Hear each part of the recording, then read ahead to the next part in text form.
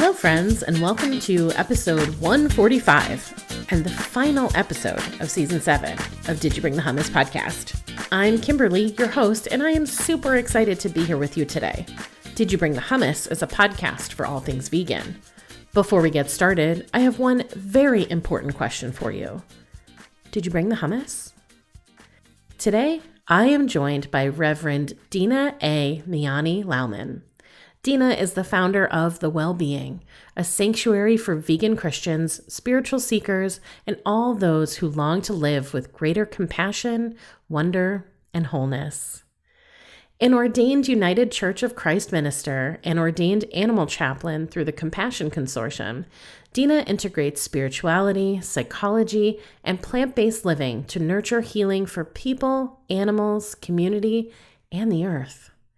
She is a Main Street Vegan Academy vegan lifestyle coach and educator, a licensed Food for Life instructor through Physicians Committee for Responsible Medicine, and a narrative experiential practitioner. Through coaching, spiritual direction, classes, retreats, and experiential gatherings, Dina creates spaces where transformation unfolds with curiosity, courage, and grace. A lifelong lover of Disney storytelling and the power of wonder, she believes that wonder changes us. Hi, Dina. Welcome.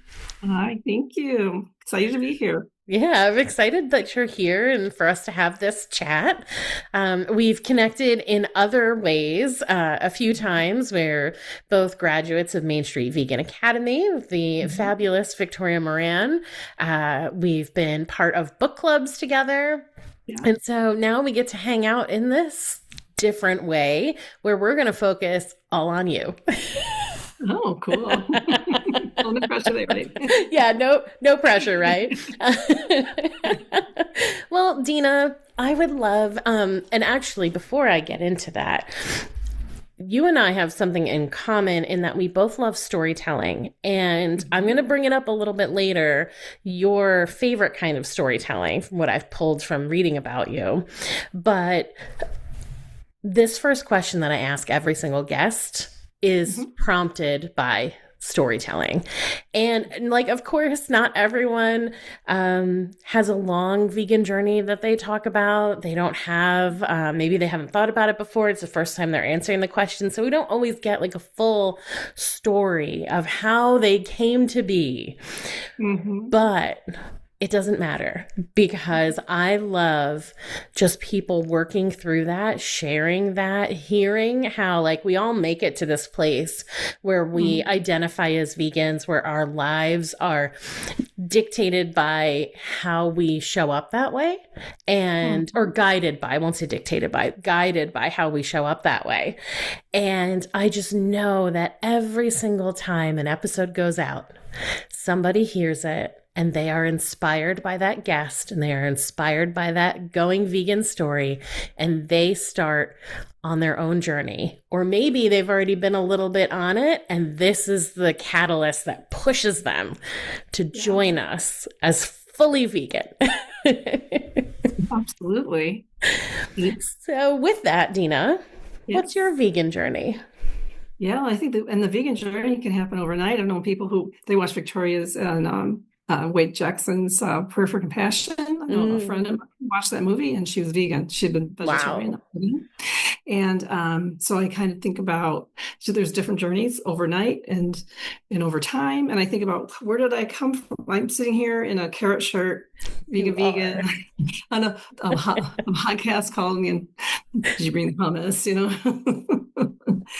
And so, and then versus when I was born, like I could start when I'm born. Okay, well, I was raised on soy milk to start. So, and what happened, everything in between. And I can see like there was a trajectory over time that I've always leaned toward it. I've always leaned toward, I mean, like most kids love kitten animals. And there was definitely a lot of times when I definitely had that within me right away and sort of a philosophical feeling pretty young about why are we here? What is life about?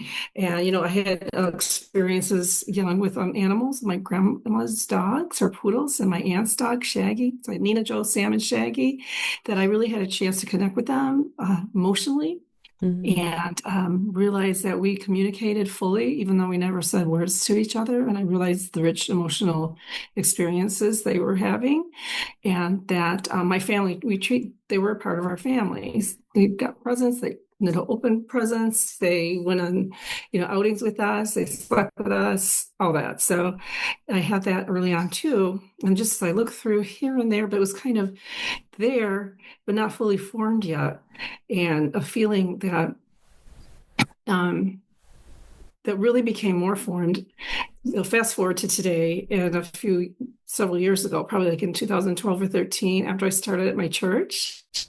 I'm a pastor, I'm an ordained minister in the United Church of Christ, and I was called to a church in Northern Illinois, a little country church, very sweet, very nice church, very loving church, full of farmers and people who are into animal ag. And that's when it happened, when it fully came on board. I was like, oh, I'm vegan. I'm vegan. So I didn't start vegan exactly. I was kind of leaning that way. And so it was almost like, uh-oh, I better tell them, And I remember like confessing one Sunday, I'm vegan. And so I think it was just, I don't know, for me, it was something that just sort of clicked for me. And some of the things I was reading, of course, it's important what we read and what we're exposed to. And I was just, it was early on, it was Colleen Patrick Goodrow's work and Marla Rose and many others, and all our favorites. And so it clicked with me.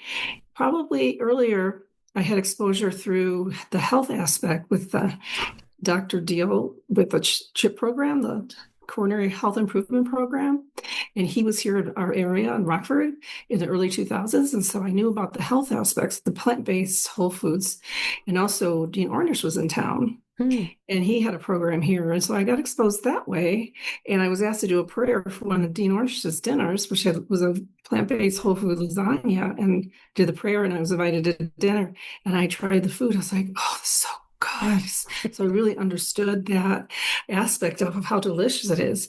And then the animal part, even though I always loved animals, came later fully on board. So it's all three. And it's also climate, of course, especially as it gets more apparent here. So for the earth and for animals and for health, for people, so for all of that. So in my church, it was very respectful of me. I never pushed it. They were vegan messages, but they weren't like obviously vegan. I would take out things that were not vegan, but they were more like curious.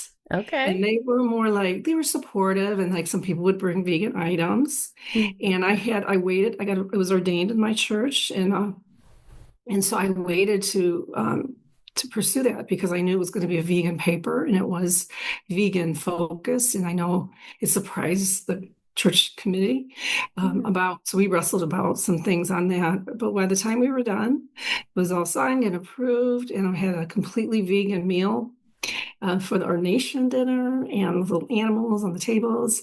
And so that's where it started at my church, and it's really developed over time there since that happened, the eye-opening and working with my church and beyond the church.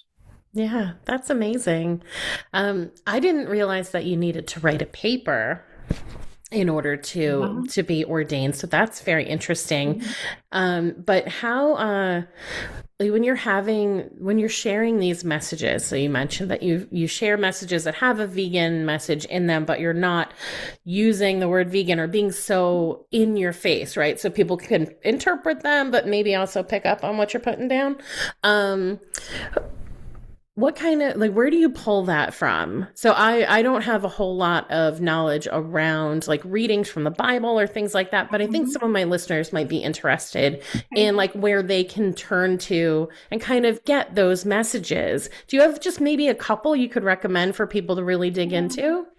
Yeah, and I want to say too that I went to a seminary, the Chicago Theological Seminary, and there was a whole process, church and ministry for months. We talked it over and wrestled with it.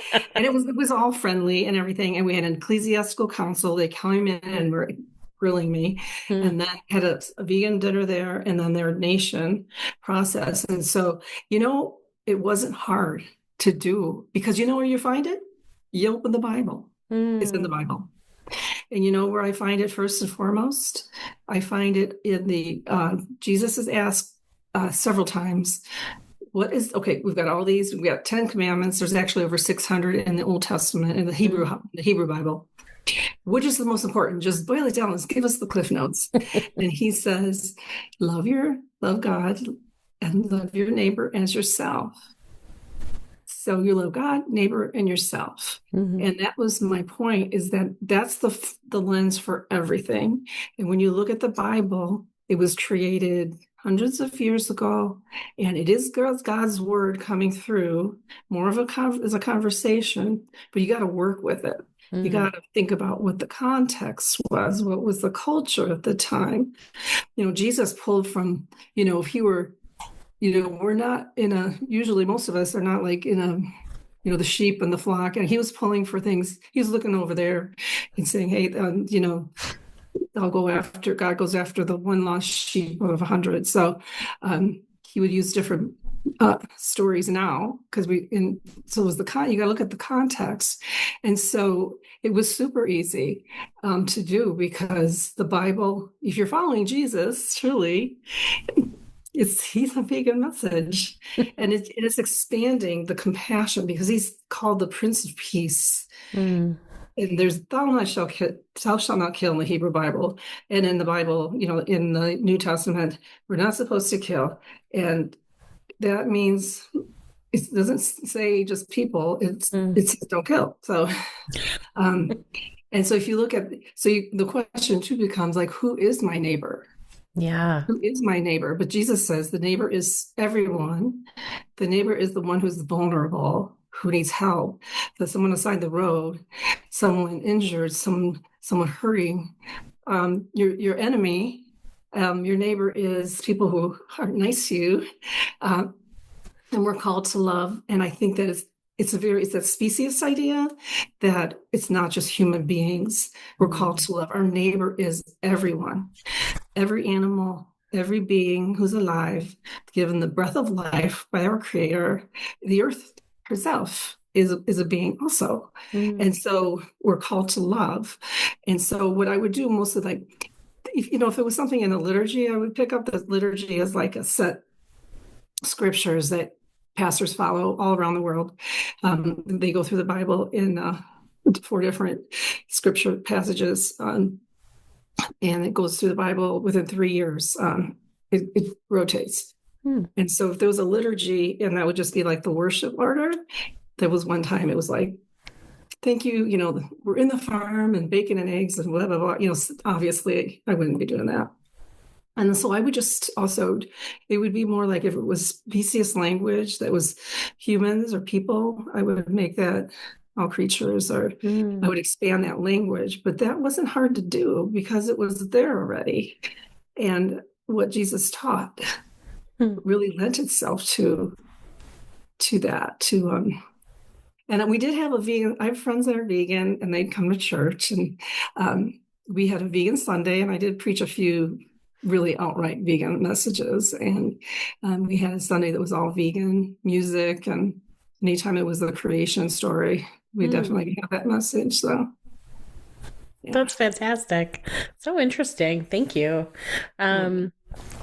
So you mentioned that you're in this rural little church, surrounded by people whose livelihoods and their support of their families, and probably a big history of their family, generations owning farms. Like, they've grown up in this. They've never questioned it. It doesn't even seem like a weird thing to them. That's just life.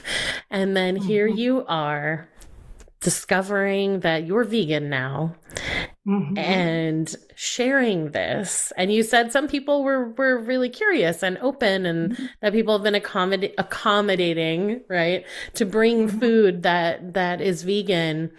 Did you have any experiences that really tested you there? And like, how did you can just pick one if you had more than one, but like, how did you handle it coming from not just the vegan perspective, but as their pastor? Right, right.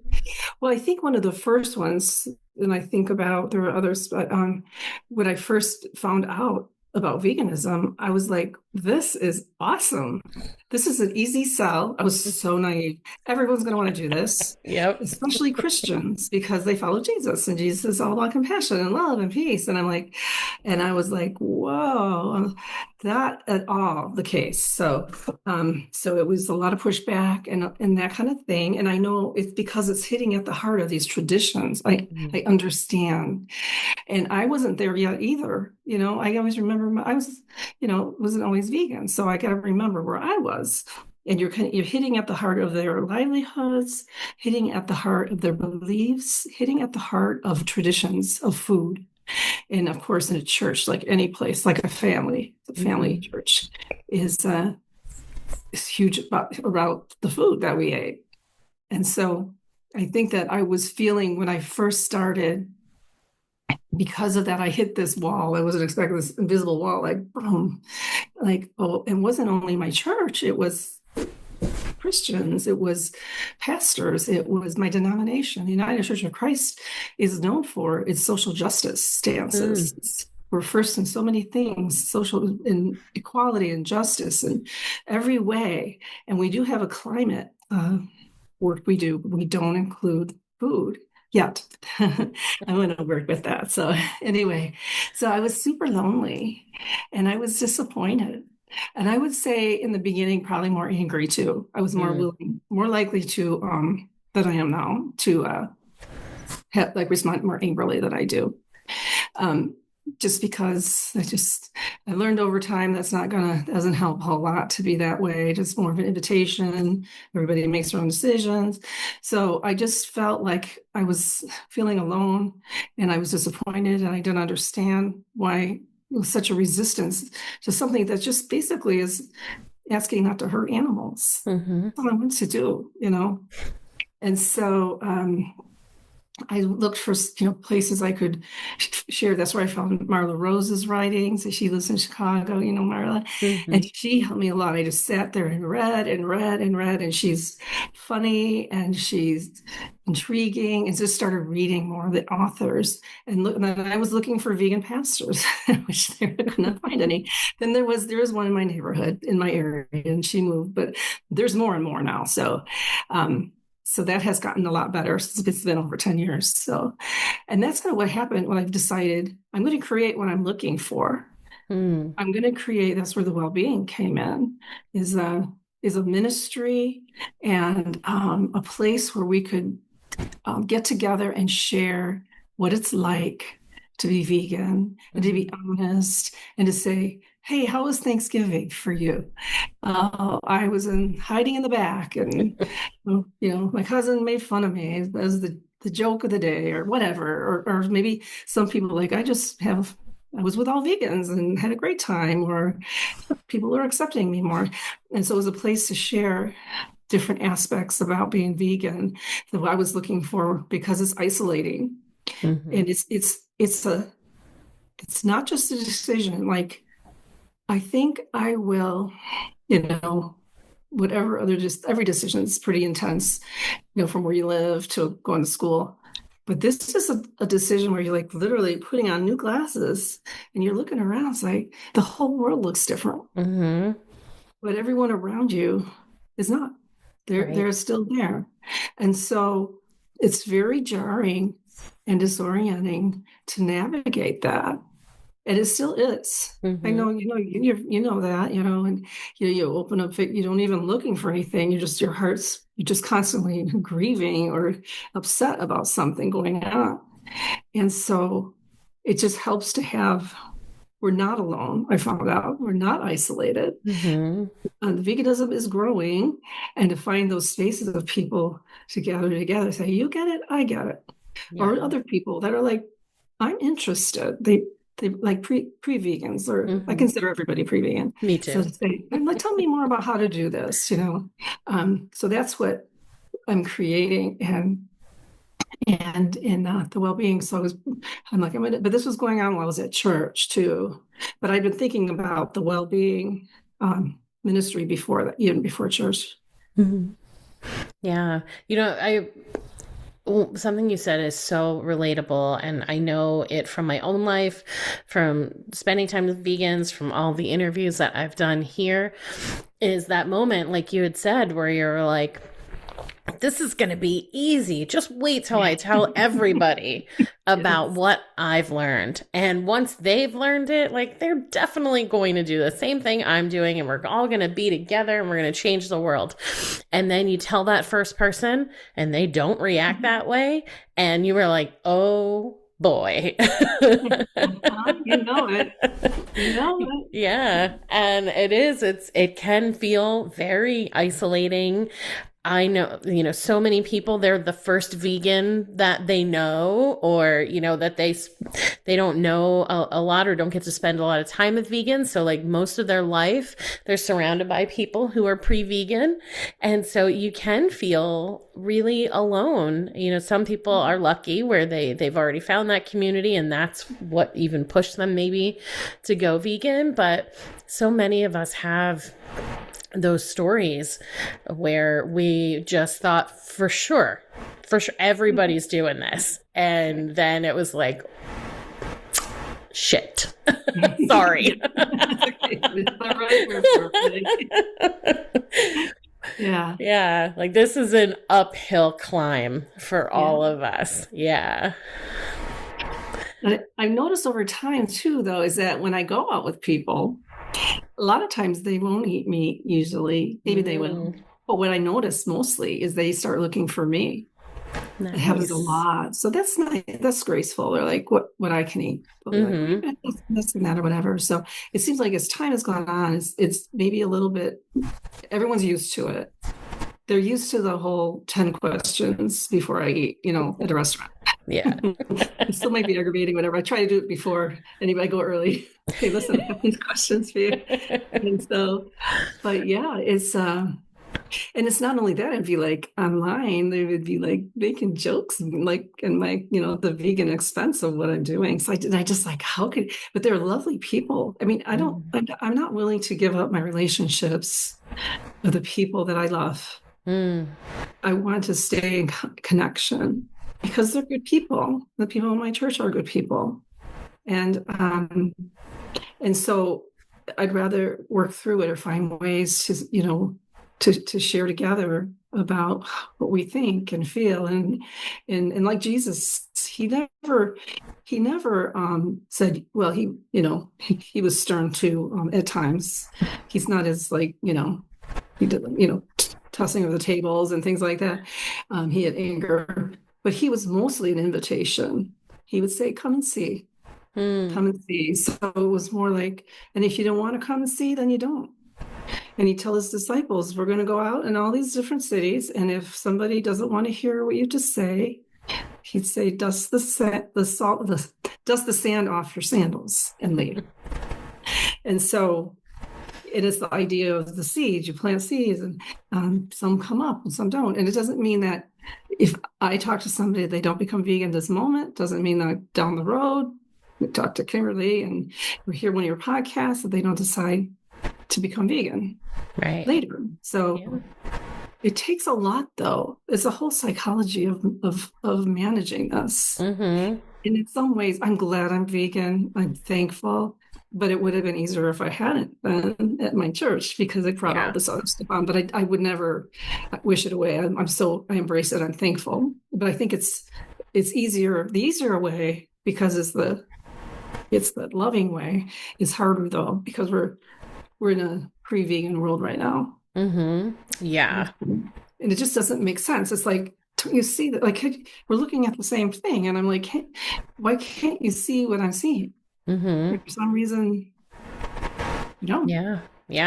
It's like it's all of that stuff we talked about before, right? The traditions, the connections, the idea that this is just what we do because they look around and everyone else is doing it. And if everybody else is doing it, then how can it be so wrong? Mhm. Now, as kids, right, our parents are always telling us, like, oh, well, if this one's doing that, are you going to do it too? This one jumps off a bridge. Are you going to jump off a bridge? Yeah. Um, and you're like, no, of course not. And you're like, I'm my own person and I do my own thing. But like humans really do always come back to that. Like, how can we be just kind of comfortable together and do the thing and follow along? And because it is easier. And like you said, that it's hard being vegan, but because we're in the pre-vegan world, it's easy personally, right? Because we know what we know and it Mhm. matters to us. And we're leading from that compassion, from that love, from that understanding that we don't want to suffer and we don't want others to suffer, whether it's for us or for someone else. But then Mhm. we connect with people who don't see the suffering and Right. can't see it or won't see it, or they're not ready. And it's frustrating and it's hard. And I know for sure that, like, when I was vegetarian, I had moments where I had the thought, this would be so much easier if I had never learned what I learned and I hadn't made this decision. But I also knew in my heart that I would never go back to, Mhm. fully being like consuming animal products in all the ways. I just knew it. And being vegan too, like, I totally understand how much easier all kinds of things, interactions, buying things, like stuff could be so much simpler if I Mhm. didn't care about who it hurts by doing Mhm. those things. Mhm. But at the end of the day, like, it's just, to me, it's the right thing to do to be vegan, to Yeah. remove myself as much as I can from all of these systems that are not leading from a place of love and compassion. Yes. Amen to that. Yes.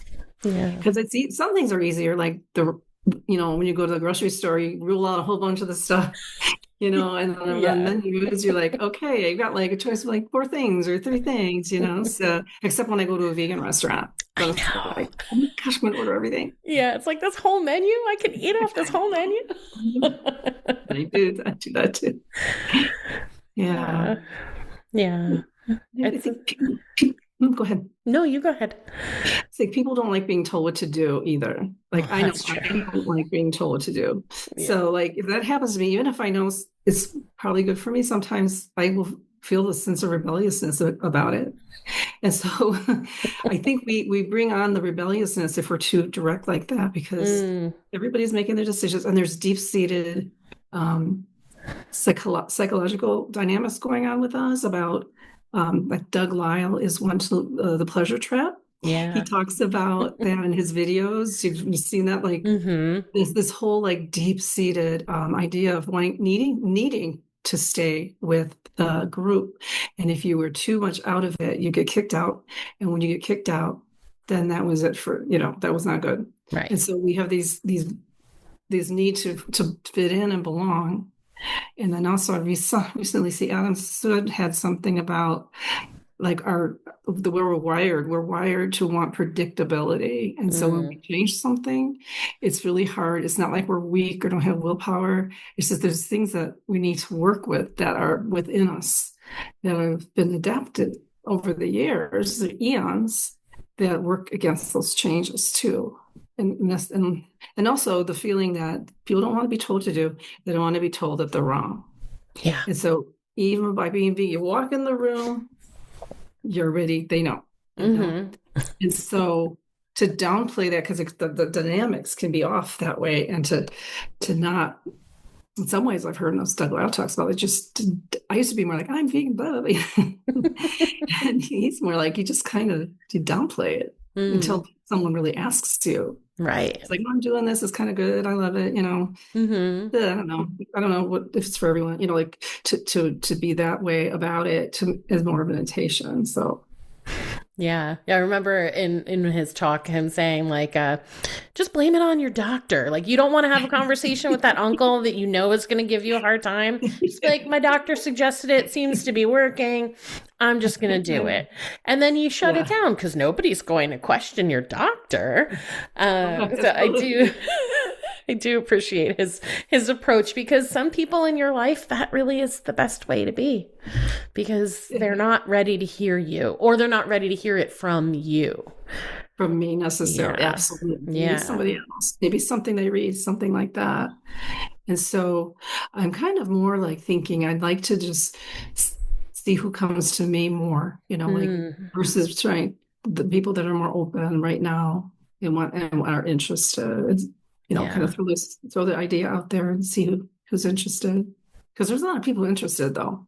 Oh yeah. Surprising people, yeah, that I've Yeah. heard from. Yeah, it's like, with the podcast, it's something where people who are curious, I'm like, okay, I understand this is about veganism. I'm curious about that. They can start it and stop it whenever they want. They can skip sections. They can skip over certain guests if they feel like I don't want to hear what they have to say. And they never have to answer any questions. So they get an easy intro to things where they can take it at their own pace and, Mhm. do with it what they want. And then when they're ready to explore it more deeply between all of the guests that I've had and the topics I've covered, they have all these different connections now. Like they don't have to even come to me.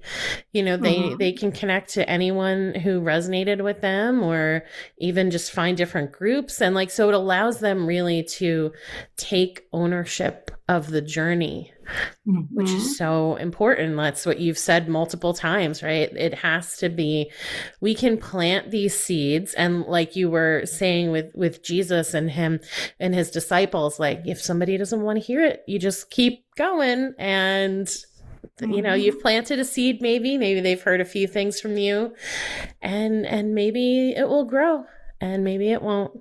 But, Mhm. what else can we do?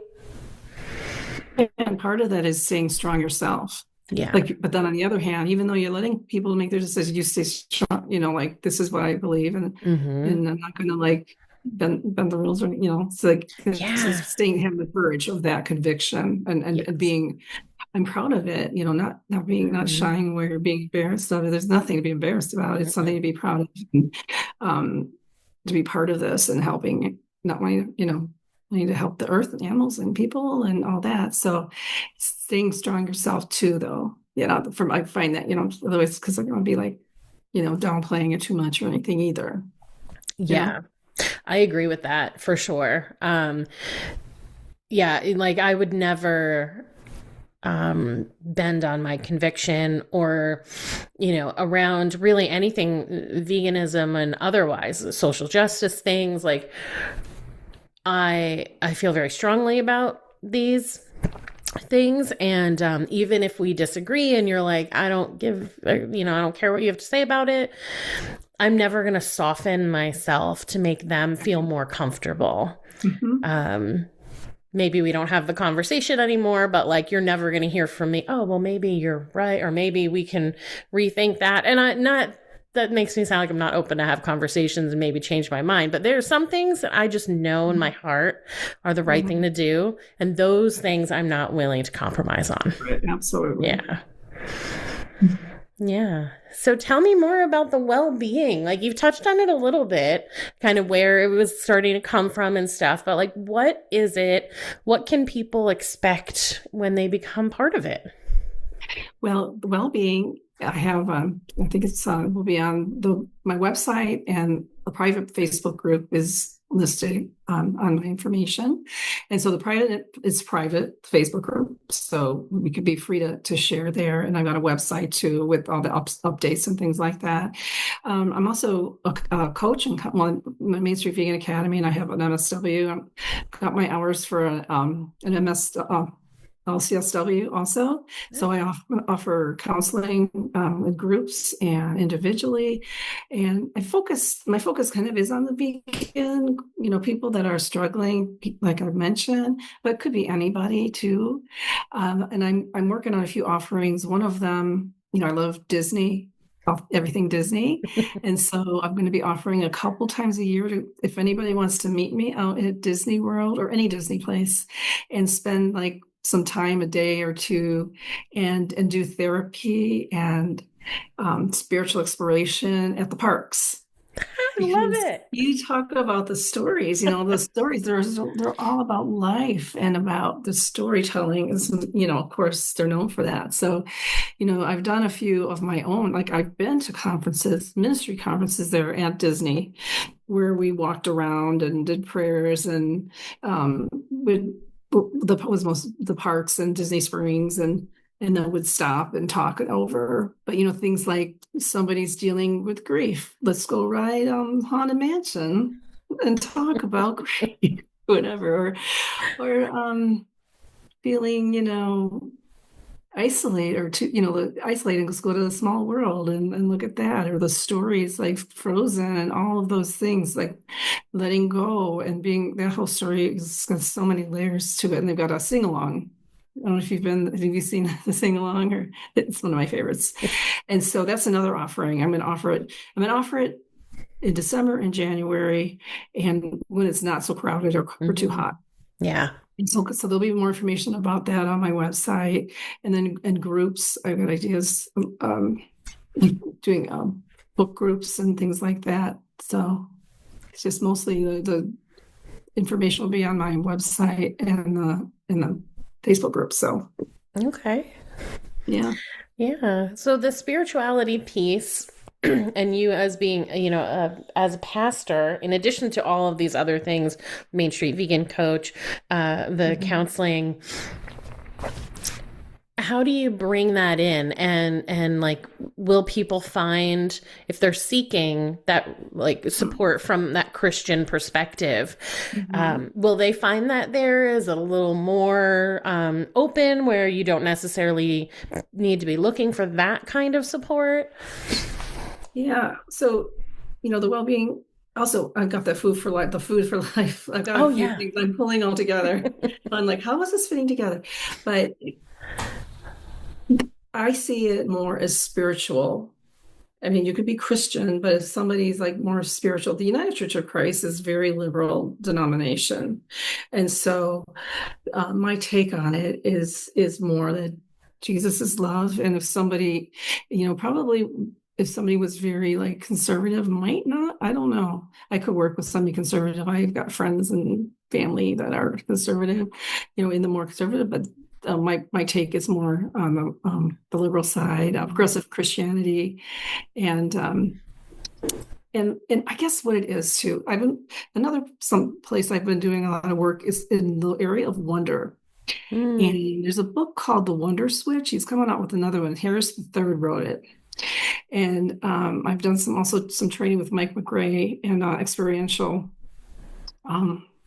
therapy and things like that. And it's all about that story, taking, the stories we tell, like something can happen to the same person, but it's what we tell ourselves. What stories are we telling ourselves? Maybe that could be something to talk about on a Disney walk. And also I could do the Disney's everywhere, like small sanctuaries are everywhere in my town, online, to think about, okay, this is, what am I telling myself about what happened here? And is there another way to look at it? And sometimes we just think that's it. Boom, And so he talks about, there's a lot of, and I've been reading about like quantum theory and quantum fields, and the idea that wonder opens us up. And if we can find wonder, that's kind of a doorway to healing. So it's kind of a crazy story this week when I was at Disney. It's a Band-Aid story. Hydrocolloid Band-Aids. Have you ever heard of them? No.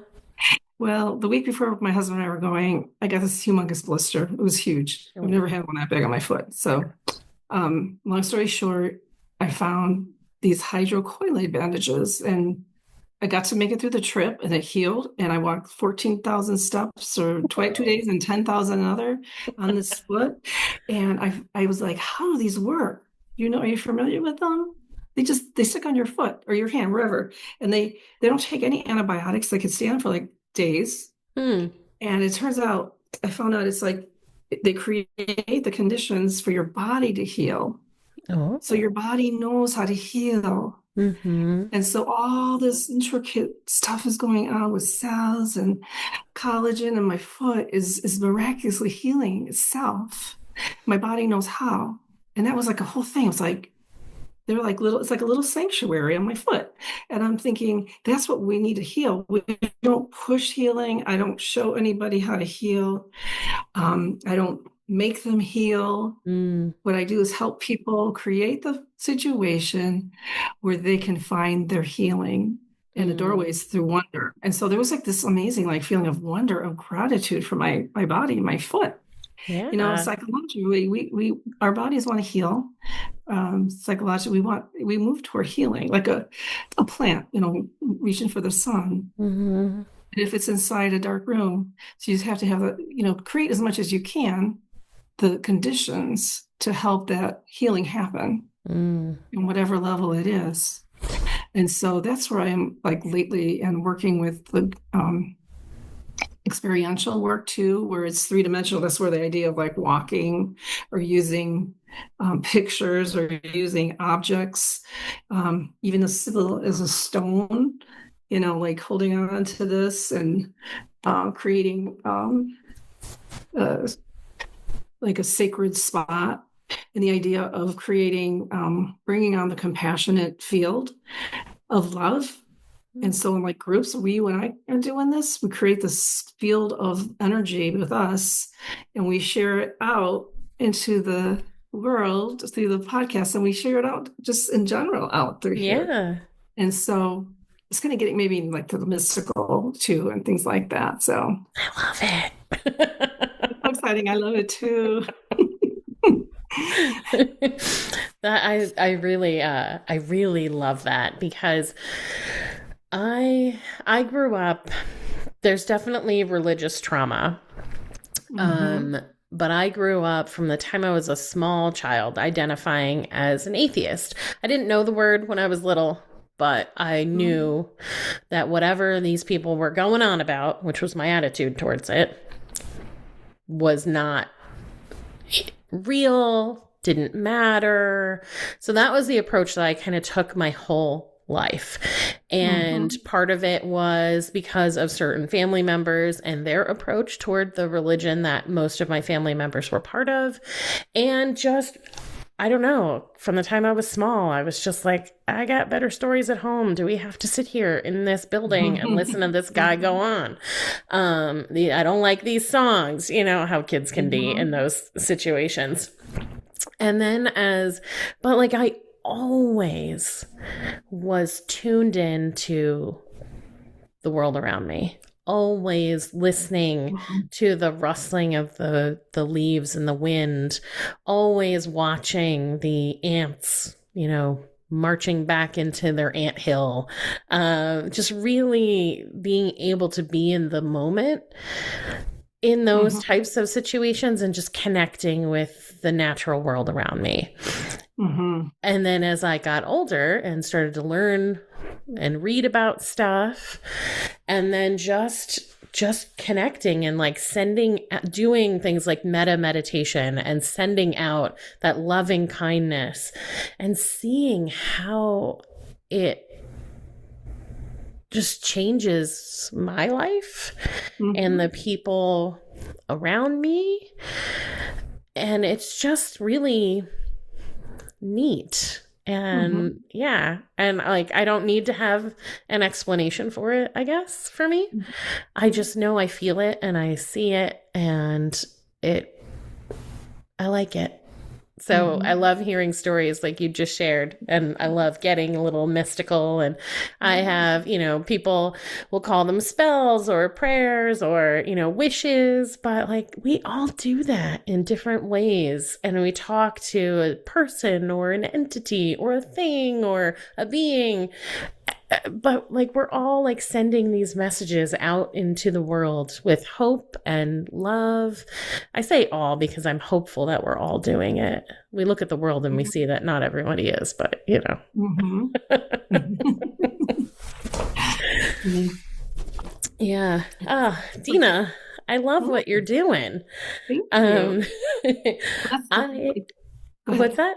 No, go ahead. No, sorry. No, you tell me and then I'm going to ask you a question. Okay. So that's why I did leave my church in mid-June. So that's partly why to make space for this because I'm like, Mm, it's too much of a calling. I tried to do it there. It's just, I needed to, I'm connected with them and I always love them, my church and people there. So anyway, yeah, it makes it more space for me to do this. And I just fell in love with life, is what you're explaining. It's like I'm in love with life. I'm in love with the little beings, like in their faces and like their eyes and the blades of grass. It's just like the whole world is just like, you know, just mhm. opened up. Yes. Yeah, I love to tell a story about we have these bug catchers here at home because I am just not coordinated enough to get the cup with the piece of mail and hope that the spider or the other bug makes it out of the house. It's very likely that I'm going to, miss and we're never going to get them out.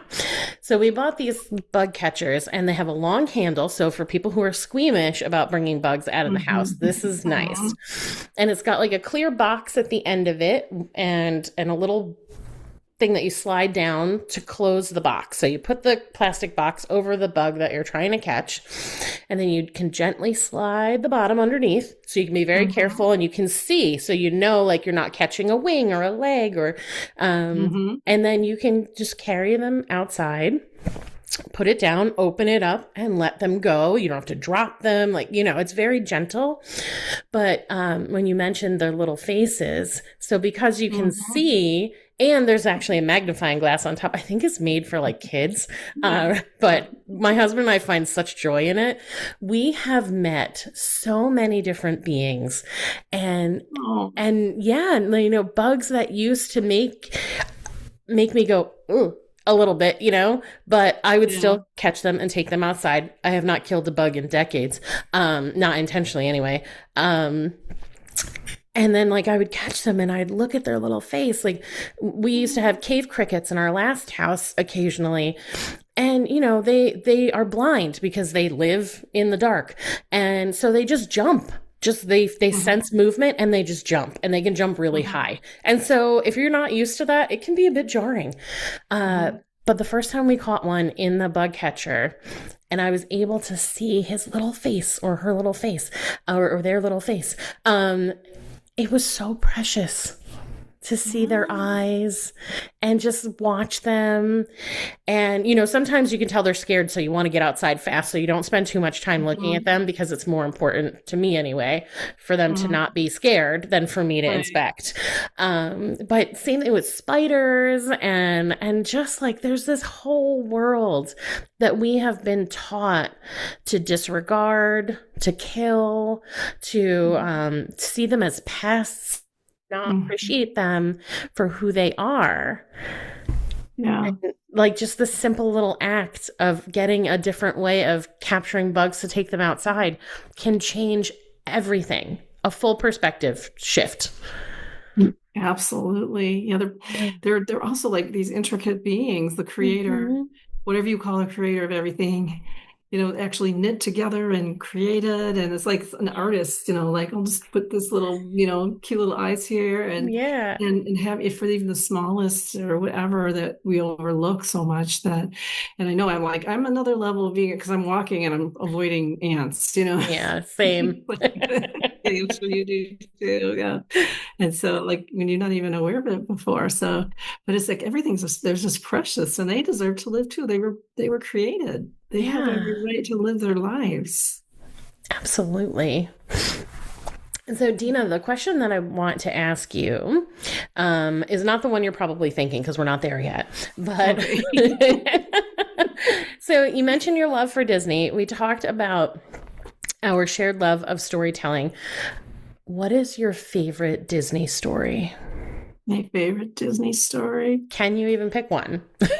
they're all my favorites, but the one I think right now, I would say I do love them all. I love them. I love Disney stories. I'd say Frozen. Hmm. Okay. Frozen is my favorite. I haven't seen it. Why is it your favorite? Um, well, I don't want to give away the ending or anything. It's deep, it's whimsical. It has kind of a surprise ending for what we can usually think of as a happy ending. Hmm. It's about sisters, about relationships. There's cute animals. There's Olaf. There's humor in it, irony, and this idea at the center. And if when you get to Hollywood studios, everyone's got to see the Frozen sing along. It's a sing along. Part of it, I love it so much because it's a sing along. I love the songs, and you've got grown men and women and kids singing these songs together in their Mickey ears, just being this. Disney gives people permission to be kids. Our Mm-hmm. child, our wonder comes out. And I just cry, like looking around. I try not to stare or anything, but like to see like the men and letting their guards down. They do a lot there, and I like that. So adults do. And then there's snow involved. There's a surprise at the end. It's just wonderful. It's wonderful. But I love the song Let It Go because of I think it's kind of maybe it's about just our journey. I think our big journey, our big assignment is becoming who we are. Mm. And so I think a lot of my work is about creating a safe space for people to access the wisdom they already have. And oftentimes, it's very hard to do that. Yeah.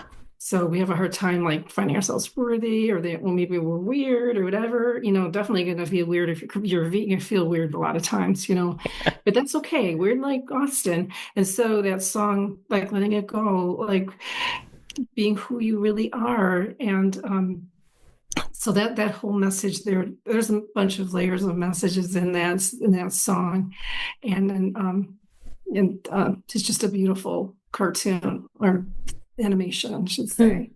And yeah. I love that. Thank you for sharing. It's on the list. I am very behind on many Disney movies. I think the last one I saw was Coco. That's Disney, right? That's a good one. Yeah, that's Yeah. great. Yeah. Very good. That's storytelling, and that's storytelling is what we're storytelling animals. That's how we live our lives. That's what Jesus did. Mm. It was the idea of the parable. It was deep stories, and that's the share a story wasn't always like, well, no, this is step 1, 2, 3. He would tell a story. Yeah. There's a depth to it, and it's like the Bible's like that too. It's a conversation. It's really not what's just written on a page. It's a conversation. You can have a conversation through it with Creator and God's. Cool. I'd never thought about it that way. Yeah, it's like sparkling diamond, which has been misused. I would admit that. Yeah.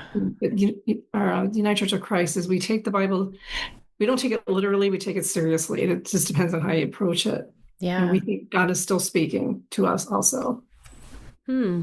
I like that. I like that. Don't take it literally. Take it seriously. That's good. Mm-hmm. Yeah. Dina, I have one more question for you. I want to talk to you all night. This is so cool. And I probably have a gazillion more questions for you. But how does hummus show up in your life? It shows up? I know we're not on screen, but I showed up tonight. I brought You brought today. Hummus. Dina brought the hummus. So I brought the hummus. It's everything bagel because I love all different flavors. I love hummus. When I got a shirt that's got carrots on it, carrots and hummus are great. Hummus I love because it shows up as peace. Like, have you ever known anybody fighting over hummus? Right. No. It's easy. It's flexible. It's kind of like tofu. It takes on different flavors. People gather around hummus. They get excited around hummus. They pick their favorite things to put in hummus. So it's like it's kind of a symbol, like a symbol. It's like even something like hummus. You can take this and look at what this can mean in our lives. It's cruelty free. is that you can make it yourself too, and it's really great. You can buy it. And so it's kind of a symbol of the kind of world that I'd like to live in. Lots of hummus and hummus-like energy. I love it.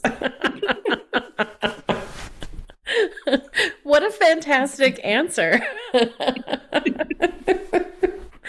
Dina, thank you so much for joining me. This hour went by so fast. It sure did. I agree. We keep going. But I just love our conversation. Thank you for the opportunity to share, explore, meander, and think, and discover.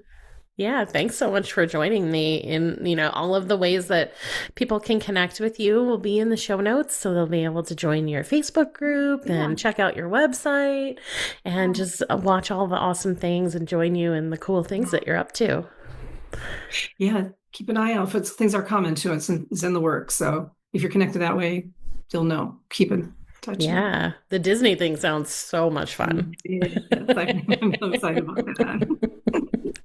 Thank you so much, Dina. You're welcome. Thank you too, Kim. Welcome back. Dina literally brought the hummus. It was perfect. Learn more at thewellbeing.love and via her Facebook group. As always, the links to connect with Dina will be in the show notes, so you can click right in and get right there. I hope you found this episode helpful and inspiring.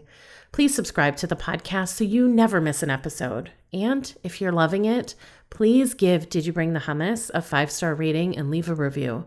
It's an easy way to keep supporting the show. Be sure to share these episodes with your friends. If you're finding something good here, they will too. Follow me on Facebook and Instagram at Did You Bring the Hummus, and visit my website, didyouBringTheHummus.com, for more information about me, updates on what I'm working on, new podcast episodes, and all things vegan. Season 7 is a wrap, but Season 8 isn't far behind. Stay tuned. Thanks for listening.